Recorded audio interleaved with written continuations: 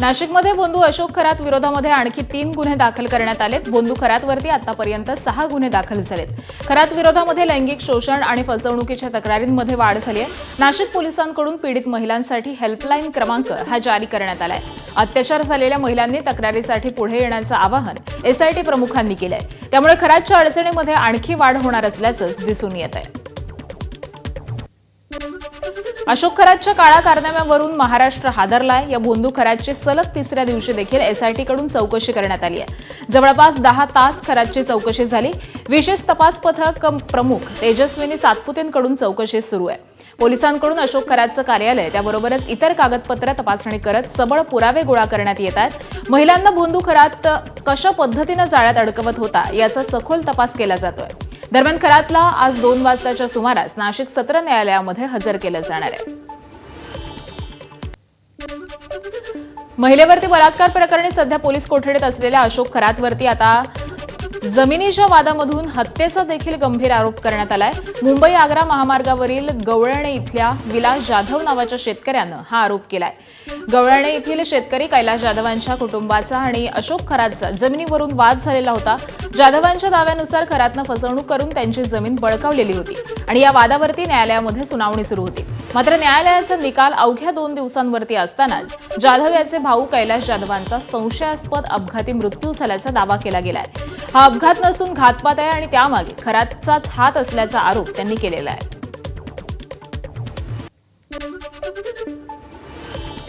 17 डिसेंबर 2022 भावाचा घातपात झाला। तो अपघात नसून तो घातपात होता असा आमचा संशय आहे। कारण ज्या टायमाला आम्ही अंबड पोलीस स्टेशनला गेलो, ज्या टायमाला अपघाताचा गुन्हा दाखल त्यांनी करून घेतला, पण त्यांना सांगितलं की आमचा संशय आहे, हा घातपात आहे, हा अपघात नाही आहे। पोलिसांनी सांगितलं तुम्हाला जे सांगितलं ते सांगा, आम्ही एफआयआर मध्ये लिहून घेतो, आम्ही चौकशी करू आणि तुम्हाला न्याय देऊ। भोंदू अशोक खरात संदर्भामध्ये आणखी एक धक्कादायक बाब समोर आली आहे। भोंदू अशोक खरात भक्तांना नकली साप आणि नकली वाघाचं कातडं दाखवून घाबरवायचा। अशोक खरातच्या मिरगावच्या मंदिरामध्ये ही भयशाळा चालायची। भक्तांना घाबरवून आणि अघोरी कृत्य करून भोंदू अशोक खरात त्यांच्याकडून पैसे वसूल करत असल्याची धक्कादायक माहिती ही समोर आली आहे। पूजाविधींच्या नावाखाली अशोक खरात महिलांचं लैंगिक शोषण करत होता आणि लैंगिक शोषण केल्यानंतर या पीडित महिलांवर तो अत्याचार करताना त्यांना एक प्रकारची भीती देखील घालत होता।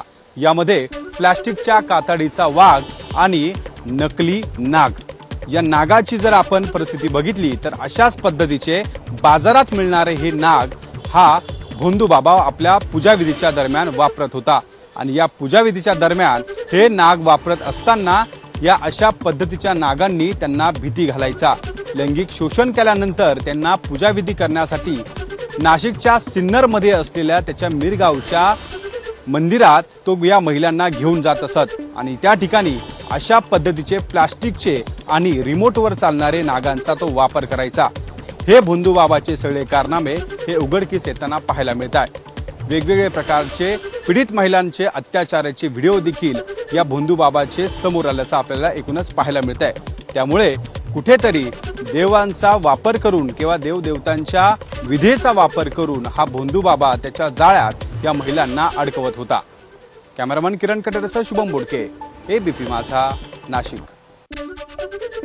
भोंदूबाबा अशोक खरातला त्याच्या अटकेआधीच व्हिडिओ व्हायरल होण्याची कुणकुण लागली होती। काही पीडितांनी खरातवरती कारवाई करण्यासाठी एका आमदारांची भेट घेतली।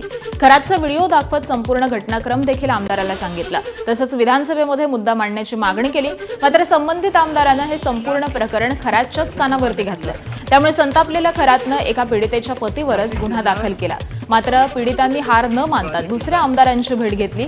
या आमदारांनी मात्र मुख्यमंत्र्यांच्या कानावरती हे प्रकरण घातलं आणि त्यामुळे या कारवाईला वेग आलाय। दरम्यान हे प्रकरण उजेडात आणण्याऐवजी खरातला वाचवणारा आमदार कोण याची चर्चा आता सुरू झाली आहे। भोंदू क्राईम ब्रांचनं तपासणी केली आहे। नाशिकच्या कॅनडा कॉर्नर परिसरातील ऑफिस कार्यालयाची क्राईम ब्रांचनं तपासणी केलेली असून याच कार्यालयामध्ये महिलांचं शोषण झाल्याचा संशय हा व्यक्त करण्यात येतोय। पोलिसांनी पीडित महिलांना सोबत घेऊन कार्यालयाची तपासणी केली। त्याबरोबरच या कार्यालयामधून अनेक जमिनींचे व्यवहार देखील झाल्याची माहिती ही मिळालेली आहे। नाशिकच्या क्राईम ब्रँचकडून अशोक खरात याच्या कार्यालयाची तपासणी त्याचबरोबर स्थळ पाहणी करण्यात आलेली आहे. अशोक खरात याच्या विरोधात महिलांवरील अत्याचाराचे 3 गुन्हे दाखल झालेले आहेत. आणखी काही तक्रारदार महिला पुढे येत आहेत आणि त्याचमुळे अशाच फिर्यादी महिलांना घेऊन क्राईम ब्रांचचं पथक हे आलेलं होतं आणि हे जे त्याचं कार्यालय आहे, प्रॉपर्टी कार्यालय, याच ठिकाणी तो महिलांबाबत अत्याचार करत होता, त्यांचं शोषण करत होता.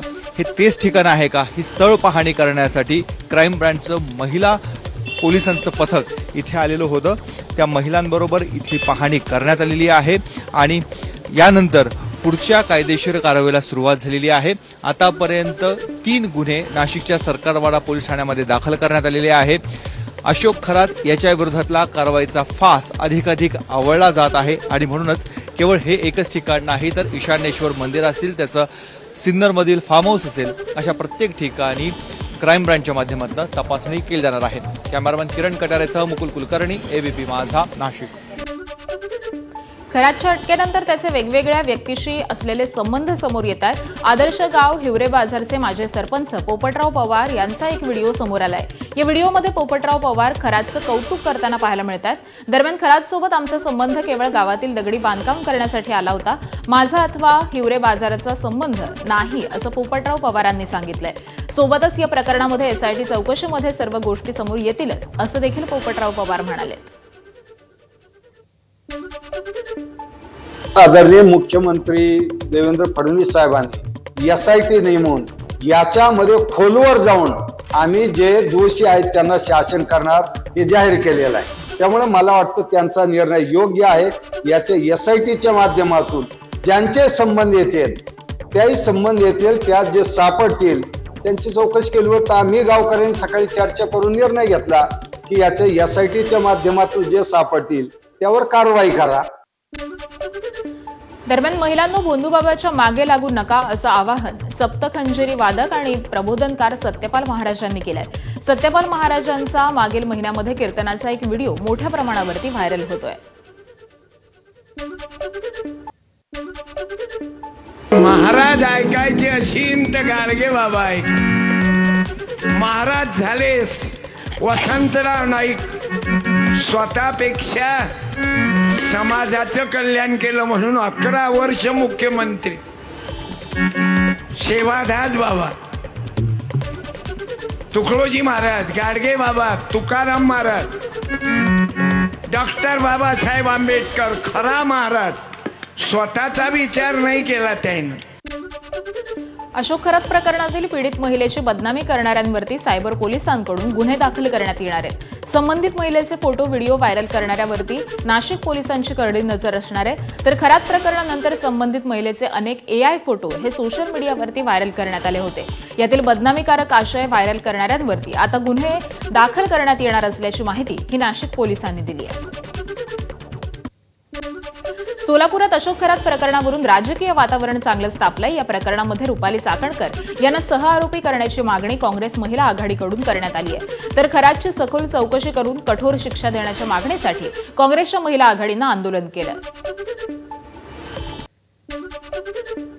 असा हा भोंदूबाबा ज्यांनी 1000 महिलांवर अत्याचार केलेले आहेत आणि हे अत्याचार आता उघडकीला आलेले आहेत आणि याच्या मागं बरेच अधिकारी आणि मंत्री आहेत. हा भोंदूबाबा जो आहे त्याचा पापाचा घडा भरलेला आहे, तो उघडकीस आलेला आहे. तर याची चौकशी होण्यापेक्षा ह्याला डायरेक्ट फाशी दिली पाहिजे. या ठिकाणी मी महिला काँग्रेसतर्फे निषेध व्यक्त करते. सोलापुरातील संभाजी ब्रिगेडकडून भोंदूबाबा अशोक खरात विरोधामध्ये आक्रमक आंदोलन करण्यात आलं. महिला कार्यकर्त्यांनी अशोक खरातच्या पुतळ्याला गोळ्या घालत प्रतिकात्मक एन्काउंटर केला. तसंच पुतळ्याला जोडेमारो आंदोलन करत संताप व्यक्त केलाय. अशोक खरातला फाशी द्यावी किंवा तात्काळ एन्काउंटर करावा अशी मागणी आंदोलनकर्त्यांनी केली आहे. महिला आयोगाच्या अध्यक्षपदाच्या राजीनाम्यानंतर चाकणकरांच्या राष्ट्रवादीच्या महिला प्रदेशाध्यक्ष पदावरती देखील टांगती तलवार आली आहे. मात्र चाकणकरांच्या महिला प्रदेशाध्यक्ष पदाच्या राजीनाम्याबाबत राष्ट्रवादीमध्ये 2 गट पडल्याचं कळतंय. एका गटामधून चाकणकर यांचा राजीनामा तात्काळ घेण्याची मागणी केली जाते. चाकणकरांचा राजीनामा झाल्यास सध्या पक्षाची होणारी बदनामी ही थांबेल अशी भूमिका एका गटाची आहे. तर केवळ फोटो समोर आले म्हणून राजीनामा नको अशी भूमिका दुसऱ्या गटानं घेतली आहे. दरम्यान सुनेत्रा पवार यांनी मात्र अद्याप महिला प्रदेशाध्यक्ष पदाबाबत निर्णय घेतला नसल्याची माहिती विश्वसनीय सूत्रांनी दिली आहे. विरोधक विधान परिषदेमध्ये उपसभापती नीलम गोरेंविरोधामध्ये अविश्वास प्रस्ताव आणण्याच्या तयारीमध्ये असल्याची माहिती आहे. सातारा प्रकरणी आयपीएस अधिकाऱ्याचं निलंबनाचे आदेश दिल्यामुळे अविश्वास प्रस्ताव आणणार असल्याचं बोललं जात आहे. त्यासाठी आमदारांच्या सह्या घेण्याची प्रक्रिया ही सुरू असून या प्रस्तावाला भाजप देखील पाठिंबा देण्याच्या तयारीत असल्याची विश्वसनीय सूत्रांची माहिती आहे. मात्र अधिवेशन संपण्यासाठी फक्त 2च दिवस शिल्लक असल्यानं प्रस्ताव पटलावरती येण्याची शक्यता ही कमी आहे. सातारा जिल्हा परिषदेच्या अध्यक्ष उपाध्यक्ष पदाच्या निवडणुकीमध्ये झालेल्या राड्याचे पडसाद हे आज विधिमंडळामध्ये देखील उमटले. शिवसेना आणि राष्ट्रवादीनं युती करून भाजपच्या विरोधामध्ये जिल्हा परिषदेची निवडणूक ही लढवलेली होती. त्यांना 65 पैकी 35 जागा मिळाल्या होत्या आणि त्याचं स्पष्ट बहुमत होतं. पण प्रत्यक्षात काल 20 तारखेला 27 सदस्य असलेल्या भाजपनं चमत्कार घडवला आणि विरोधकांची तब्बल 6 मतं फोडत आपला अध्यक्ष आणि उपाध्यक्ष बनवला. शंभूराज देसाई आणि मकरंद पाटील या 2 मंत्र्यांवरती जयकुमार गोरे आणि शिवेंद्रसिंह राजे भोसले या 2 मंत्र्यांनी मोठी कुरघोडी केली आहे. या निवडणूक प्रक्रियेदरम्यान पोलिसांनी मारहाण केल्याचा आरोप शंभूराज देसाईंनी केला होता. या सगळ्याचेच विधिमंडळामध्ये पडसाद उमटले. स्वतः शंभूराज देसाईंनीच विधान परिषदेमध्ये हा मुद्दा उपस्थित केला. तो एसपी जो वागलाय ना सभापती महोदय, पूर्ण एखाद्या घरगाड्यासारखा वागलाय. त्यामुळे आपण माझी विनंती आहे, त्याला तात्काळ निलंबित करा, बडतर्फ करा सेवेतनं. आज त्याची निवृत्त हायकोर्ट जज मार्फत त्याची चौकशी करा. हा अन्याय आम्ही सहन करणार नाही. त्यामुळे माझी हात जोडून आपल्याला विनंती आहे, अशा पद्धतीनं मंत्र्यांवर आरेरावी करणाऱ्या, मंत्र्यांना जखमी करणाऱ्या त्या पोलीस दलाचा प्रमुख तुषार जोशी, एलसीबीचा इन्स्पेक्टर देवकर, एलसीबीचा असिस्टंट इन्स्पेक्टर गर्जे आणि त्यांच्याबरोबरचे 100 पोलीस यांच्यावर तात्काळ कारवाई करून त्याला निलंबित करा, एवढीच हात जोडून सभापती महोदय आपल्याला विनंती आहे. शंभूराज देसाईंनी निवेदन केल्यानंतर राष्ट्रवादीचे मंत्री मकरंद पाटील यांनी देखील शंभूराज देसाईंची री ओढली आणि त्यांच्या दृष्टीनं काय घडलं हे सांगितलं. एखाद्या आरोपीला ज्या पद्धतीची वागणूक दिली जाती त्या पद्धतीची वागणूक आम्हाला मंत्र्यांना जर या राज्यामध्ये मिळत असेल तर याच्यासारखं दुर्दैव असू शकत नाही. लोकशाही मार्गातून जे सदस्य निवडून आले त्यांना मतदानापासून अगदी मतदानाच्या दारापर्यंत गेलेले सभागृहाच्या तिथून पोलिसांनी त्यांना उचलून नेणं हे अक्षरशः या लोकशाहीला काळिमा फासणारी घटना ही सातारा जिल्ह्यामध्ये घडली. शंभूराज देसाई आणि मकरंद पाटलांच्या निवेदनानंतर शिवसेना नेत्या आणि विधान परिषदेच्या उपसभापती नीलम गोरे यांनी धडक कारवाईच केली आहे. सातारा जिल्ह्याच्या पोलीस अधीक्षकांच्या निलंबनाचे आदेश त्यांनी दिले. ताबडतोब साताराचे पोलीस अधीक्षक आणि संबंधित ज्यांनी लोकांना ढकलाढकली केली, जखमी केलेलं आहे आणि महत्त्वाचं म्हणजे मतदानाच्या प्रक्रियेपासून वंचित ठेवलेलं आहे, त्यांचं सरकारने निलंबन करावं असे मी निर्देश देत आहे. शंभूराज देसाई आणि मकरंद पाटलांच्या निवेदनानंतर विधान परिषदेच्या उपसभापती नीलम गोरे यांनी धडक कारवाई करत सातारा जिल्ह्याच्या पोलीस अधीक्षकांच्या निलंबनाचे आदेश दिले.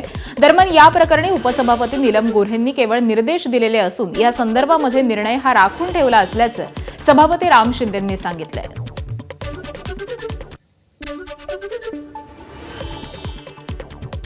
माननीय विधिमंडळाचे नेते आणि मुख्यमंत्री महोदयांनी देखील खालच्या सभागृहामध्ये सखोल चौकशीचे आदेश पारित केलेले आहेत आणि दरम्यानच्या कालखंडामध्ये पीठासीन अधिकाऱ्यांनी देखील आपल्या बोलण्यामध्ये सांगितलंय की चौकशी करणं अपेक्षित होतं, परंतु सरकारने चौकशी केली नाही, तथापि मी असा निर्णय जाहीर करते असं देखील यामध्ये सांगण्यात आलं. त्यामुळे ही सगळी गोंधळाची परिस्थिती पाहता त्यामध्ये या चर्चेच्या अनुषंगाने आणि झालेल्या प्रकाराच्या अनुषंगाने जो रुलिंग देणं अपेक्षित आहे तर ते मी रुलिंग लवकरच देतो. ते रुलिंग मी राखून ठेवलंय आणि त्यामुळं ते रुलिंग राखून ठेवलेलं आहे. मी लवकरात लवकर त्याचं रुलिंग देईन. नीलम गोरे यांनी हे आदेश देताच जयकुमार गोरे हे चिडले. त्यांनी नीलम गोरे यांच्या अधिकारावरच शंका उपस्थित केली. उपस्थिती न तपासता तुम्ही निलंबनाचे आदेश दिलेच कसे असा थेट सवाल त्यांनी विचारला. ही परिस्थिती समजून न घेता वस्तुस्थितीचा अहवाल न मागवता फक्त इथं चर्चा झाली म्हणून एखाद्या IPS अधिकाऱ्याला सस्पेंड करणं हे नियमांना धरून सभापती महोदय नाही. आपण अशा पद्धतीचा निर्देश कसा देऊ शकतो? आणि या बातम्यांसह बुलेटिनमध्ये एक छोटासा ब्रेक घेतो.